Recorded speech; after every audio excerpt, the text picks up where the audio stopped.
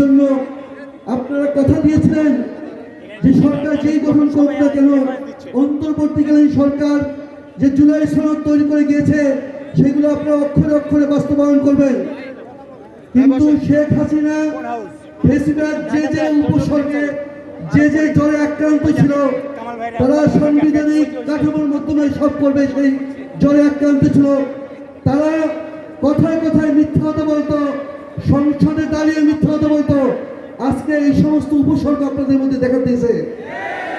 আপনারা সংসদে দাঁড়িয়ে আইনমন্ত্রী মিথ্যা কথা বলছেন, স্বরাষ্ট্রমন্ত্রী মিথ্যা কথা বলছেন, জ্বালানি মন্ত্রী বলছেন যে তেল আছে গ্যাস আছে সব আছে, অথচ দীর্ঘ লাইন।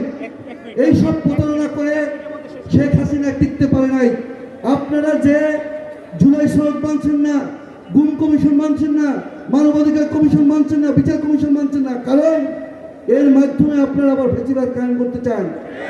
শেখ হাসিনা যে এইডস ভাইরাসে যে এইডসে সাফার করতেছিল সব উপসর্গ আপনাদের মধ্যে আছে।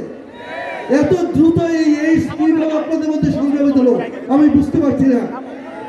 আমরা 11 দিনের জন্য মানুষ, আমাদের স্পিকার সাহেব বলেছেন যে তারা সংসদে অত্যন্ত শৃঙ্খলাবদ্ধ, তারা নিজেও কথা বলে না, ওদের দেখলে আমাদের শ্রদ্ধা হয়।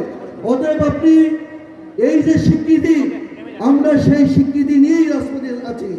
অতএব এই এইডস যাতে আর না ছড়ান, তাহলে কিন্তু এইডসের চিকিৎসা নিজেরা না করলে সাধারণ জনগণ এইডসের চিকিৎসা করে চলবে। সবাইকে ধন্যবাদ।